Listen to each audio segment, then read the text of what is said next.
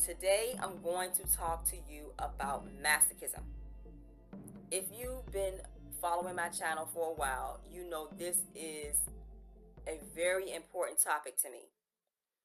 If you are a black woman and you grew up in a religious environment, you are taught to be a masochist. If you are brought up amongst the black collective, you are taught to be a masochist. If you are brought up in Western culture, you are taught to be a masochist. If you are brought up in Eastern culture, you are taught to be a masochist. If you subscribe to traditional values, you're a masochist. If you value hip hop, rap culture, you are taught to be a masochist. If you value female degrading porn, for instance, you are taught to be a masochist. All of these have some form of self-degradation for women involved. What is a masochist?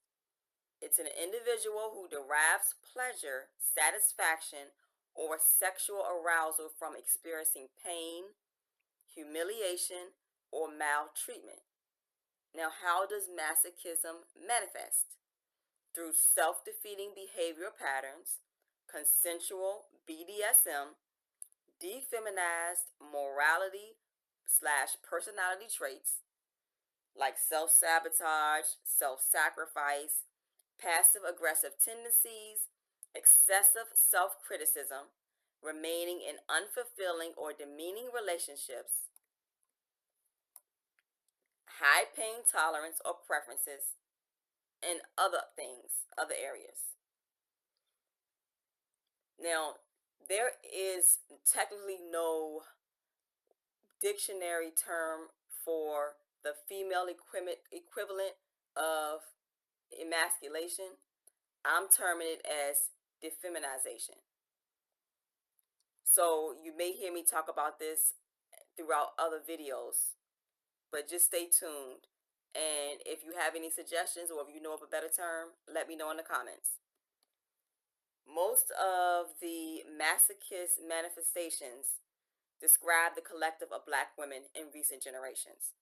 Now, within the past 8 decades alone, black women have defeminized themselves by aligning themselves with black males' plights as social justice warriors, self-sabotaging themselves by ignoring or talking down on feminism, consenting to black male coercion of consensual BDSM, as in the movement in the late 80s and 90s, throughout the 90s, of media trying to convince black women to start performing oral sex. Attacked black women have attacked each other over religious respectability politics when it comes to what you wear or don't wear, how you walk or don't walk, what books you've read or not read, and so many others. Black women have remained in unfulfilling, and demeaning relationships with black men. This doesn't mean you won't be in unfulfilling and demeaning relationships with other groups of men, but the majority of men that black women desire relationships with are black men. So this is what I'm talking about. These are the type of relationships that I'm going to reference.